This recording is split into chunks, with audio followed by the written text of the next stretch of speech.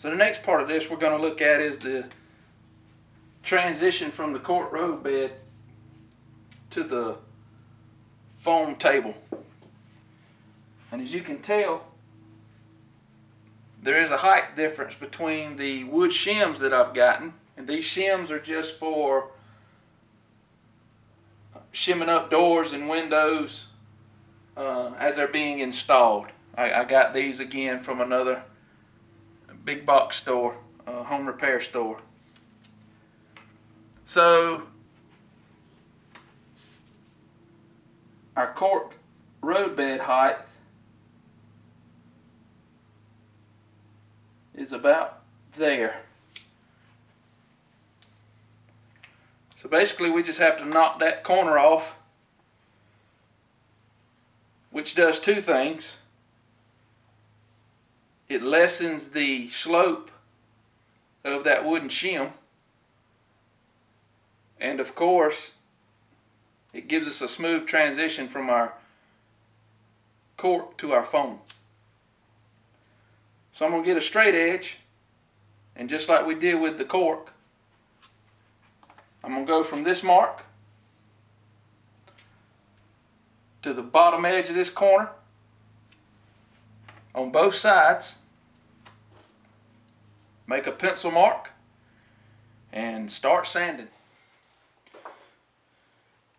Now that we've got enough material removed from our shim, we're going to glue it in place just beyond the turnout and start the transition from cork road bed to the foam tabletop.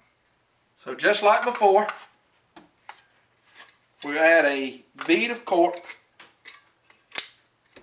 down the center of our wood plank or shim. Take our spatula and spread that out, and set this wood shim in place where we want it.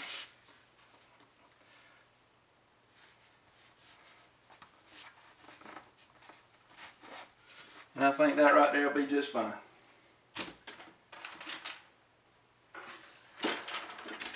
Again, if it's off a little bit, it's not that big of a deal.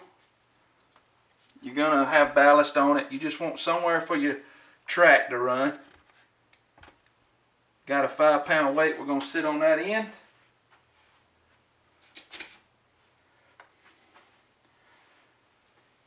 And a 5-pound weight we're going to sit on this end.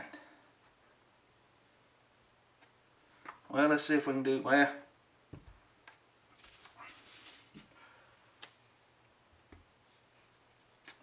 I really want that end to be just right.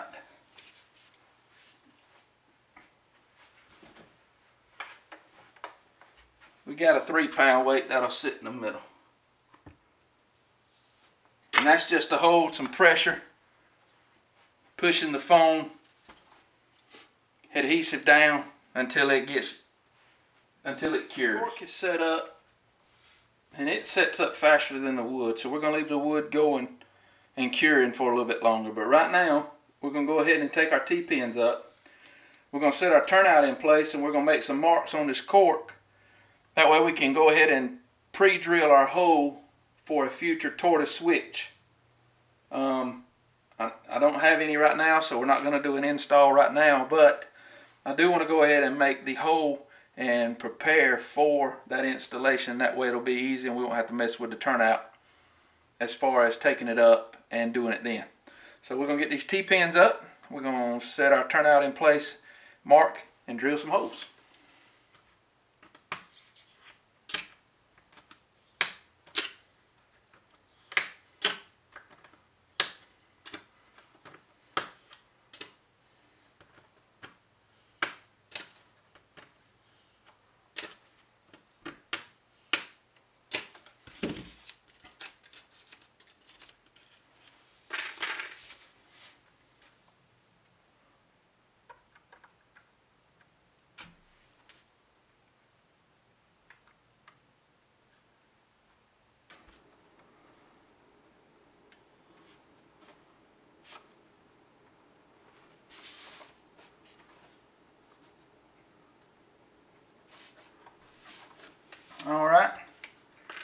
let's just do a little pinning right here in place.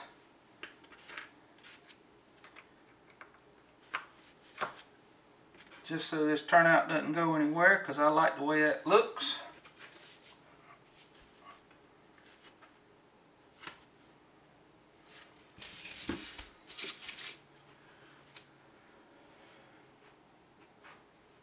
Get us a straight edge here.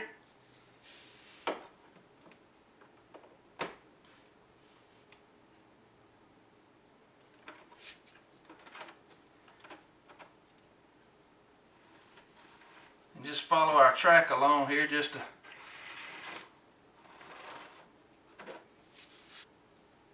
So what we're going to do here is take our Sharpie, make sure our switch throws. We're going to throw it halfway and hold it, and just put a dot right next to the hole in between two of the ties. Mark where the throw bar is on both sides, and take this back up.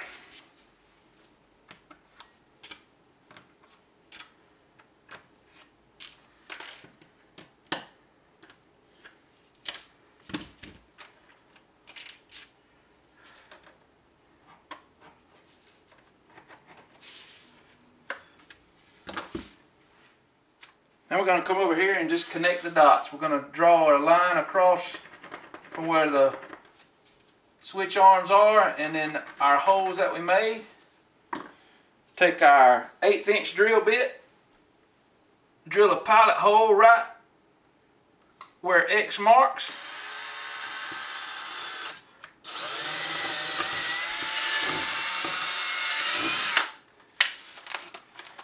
And because I'm going through 4 inches of foam, and I don't have a tortoise switch machine on hand to test it, I don't know exactly how big of a hole I need as far as diameter wise to compensate for the throw.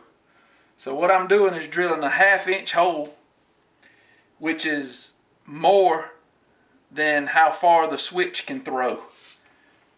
So in extreme open or extreme closed, this 1/2 inch hole is bigger than that. So that's what I'm using, and praying that when I get a switch machine and try it, that this is enough. So go back over our pilot hole and drill through.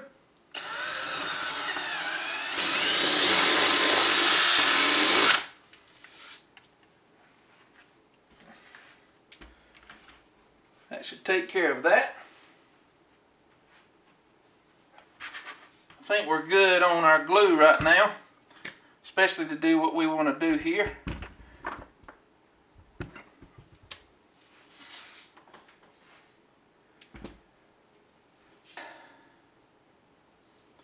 So of course we're going to put our switch here, and we're going to run us a piece of track out to the end, and it's basically going to look like this.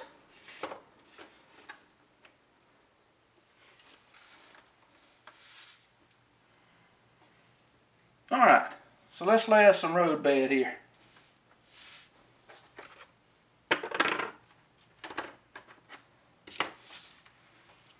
So basically what I want to do is come off of here and just get it as straight as I can, and eyeballing it's going to be fine.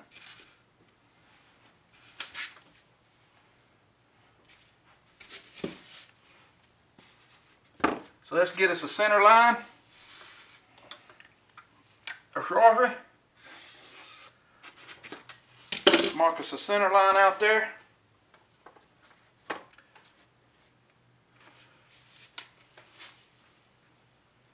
And mark your track.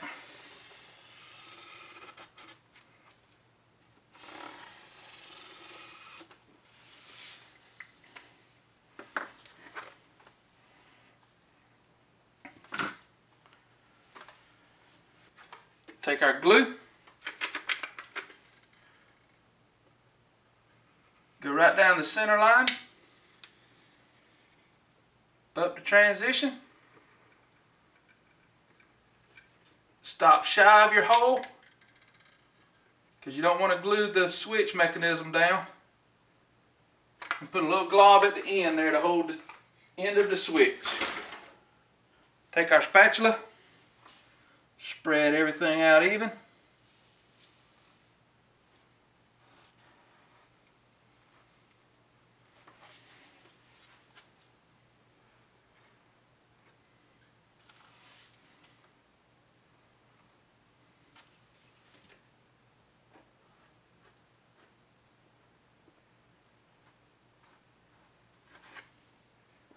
Get a good bit on your board here.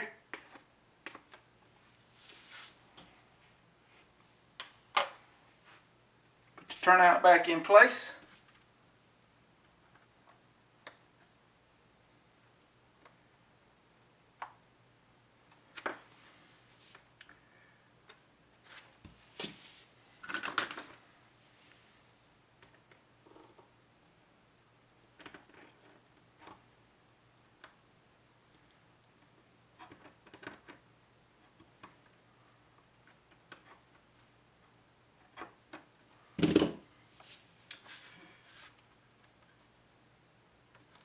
Make sure everything lines up like you like it, and start pinning.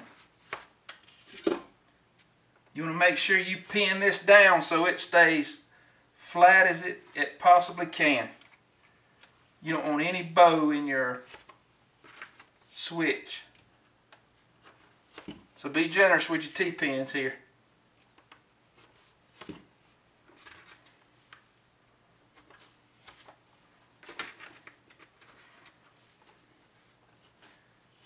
Verify your switch works.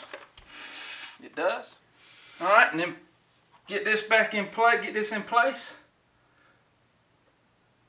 And lay it right down where you drew your outline.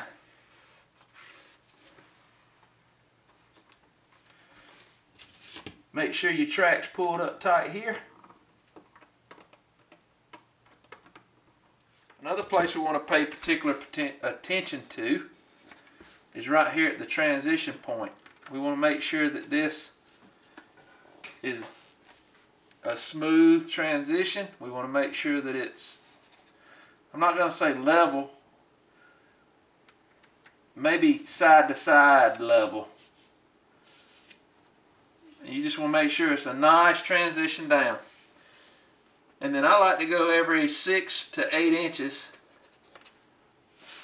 and pin the rest of the track down.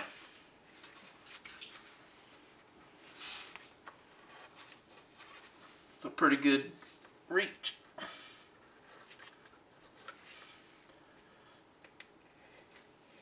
couple more pins.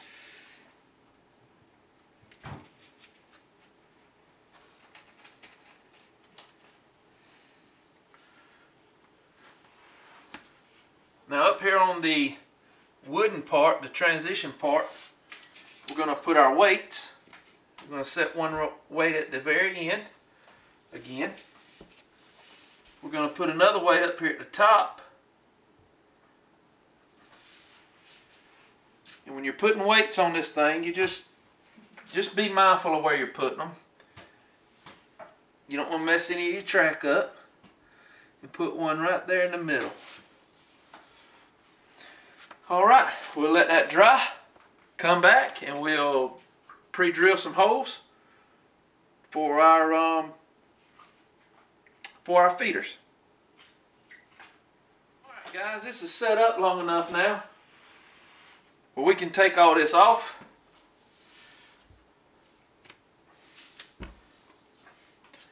Do a check right here. And that's good and secure. I like that. Let's remove our pins. So what I like to do with my feeders is, because this is a single piece of track here, I'm going to put one set of feeders on it, and that should be a plenty.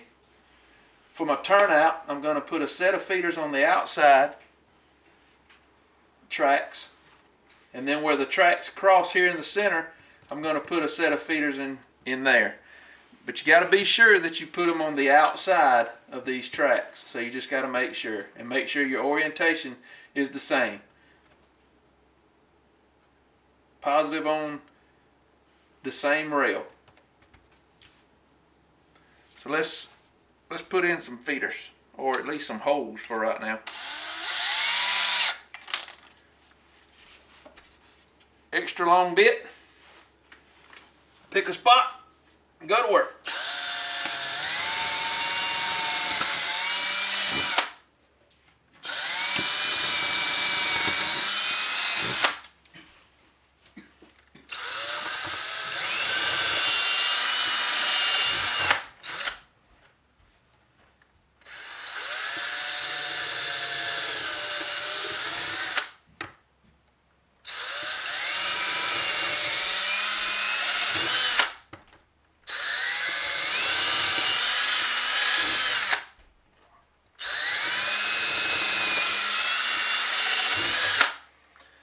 Now if you were counting, you counted an extra hole on that turnout.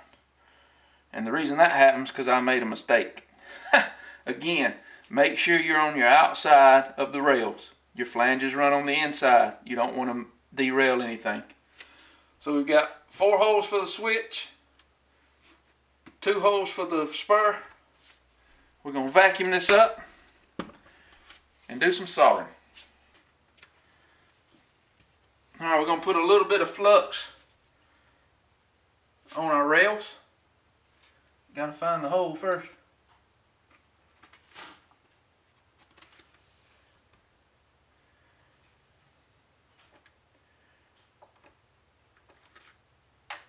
Right above each hole placement.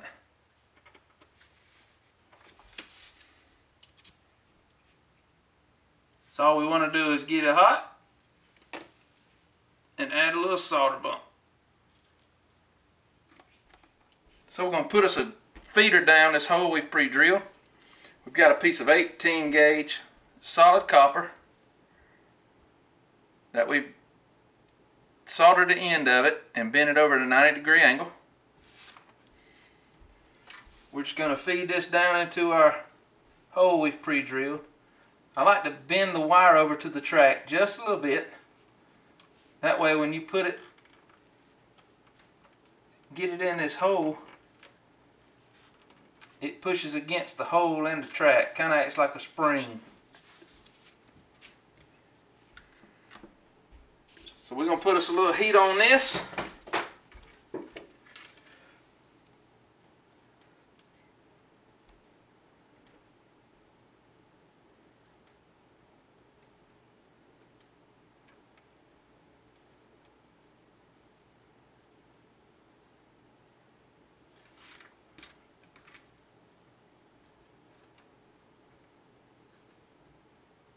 And that should do us. So what we're looking at here is, this is basically what the bus work looks like here at Eagle Valley Model Railroad.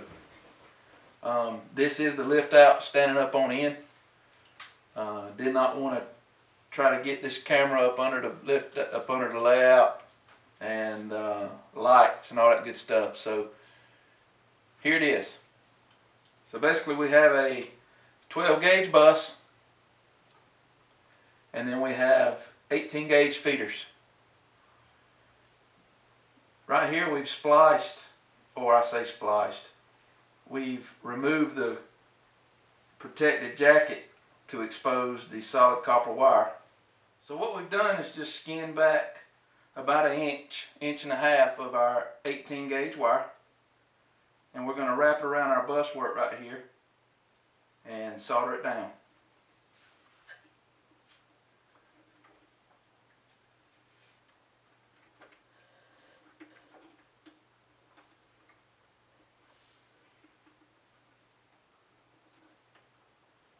Just give it a few wraps. Take your needle nose pliers, tighten up the wrap. I also like to squeeze it together.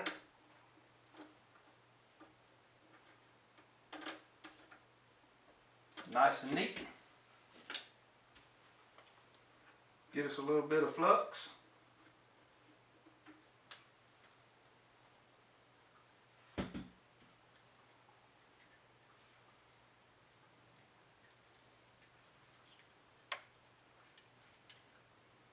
And do a little bit of soldering.